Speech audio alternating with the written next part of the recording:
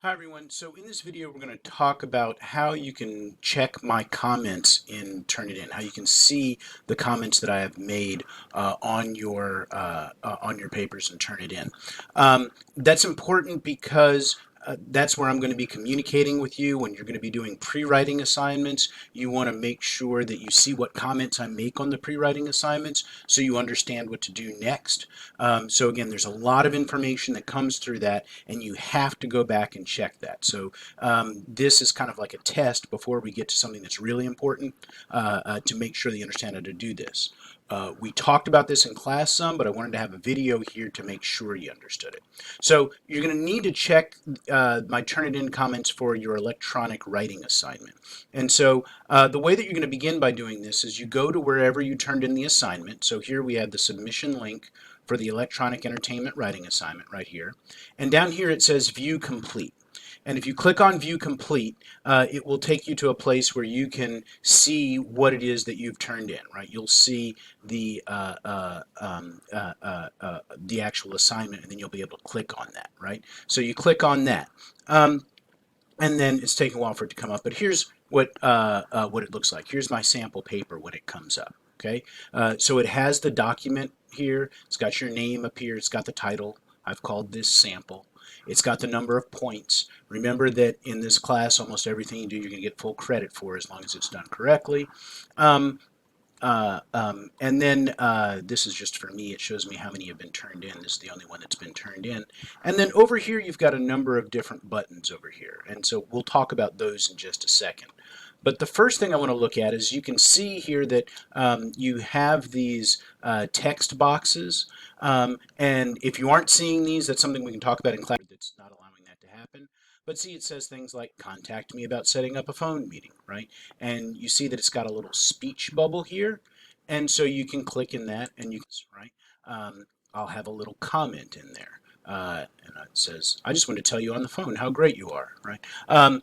Only positive comments in here. And so we've got that. I will almost all that says click here to see my comments.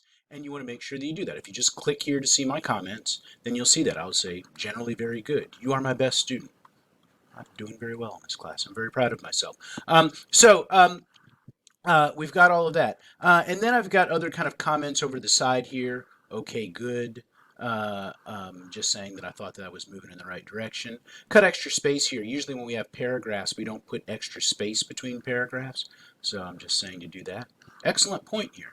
And so all of those things are just comments that we have, right? And so whatever comments that you have, I might highlight something as I've done down here and tell you about that. So this sentence is what I'm saying is an excellent point. I might say something generally like, oh, somewhere over here, this is generally moving in the right direction. And again, really important to click here to see my comments, because what I'll oftentimes do there is say very specifically what it is that you need to be doing, right? I'll say very specifically in here, the comments what you need to do. Now I've clicked over here and you can see what we call the rubric. The rubric is going to be different categories, and I'm going to talk in those categories. I'm going to say what you were doing well and what you maybe could improve in, right?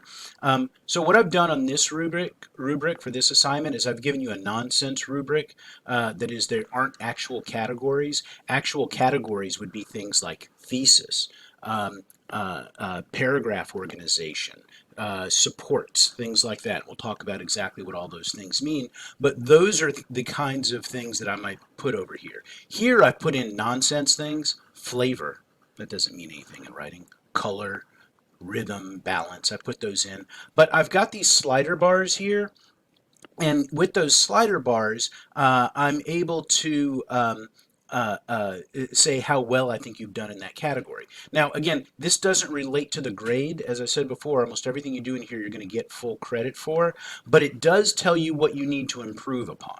So if you're getting, I can see down here if this were thesis or something, let's say, if you're getting a 2 in flavor, then you need to work on your flavor. It would really be something like 2 for your thesis, or 2 for your grammar, or whatever it is, that issues that we might have there, and you might realize that's what you need to be working on. Okay, and so as we move from a rough draft to a final draft, I expect the better, right? If you have the same scores from your rough draft to your final draft, you haven't really improved, and that's a problem. Again, they don't reflect in anything specific about your actual grade here. They're just telling you what you need to be thinking about as you're going through the class. So I've got an excellent on flavor, a perfect on color, excellent on rhythm, and perfect on balance, right? The other things down here, it could be good, acceptable, unacceptable, right? So those are some of the different categories that we have here. So that's how the rubric operates. And again, you see this little icon here. When you click on this, that's where you'll be able to click on that. If we go down here, we get what's called the Similarity Tools. And in the Similarity Tools, that's where we can check for plagiarism here. And so if we click on that, we'll be able to, let's see if I can make this, let's see. So when it's saying 0 for match overview, that means nothing in here looks like it came from any other sources. And so get this match overview, and it's a 0. Nothing came from any sources, so I'm definitely not plagiarizing.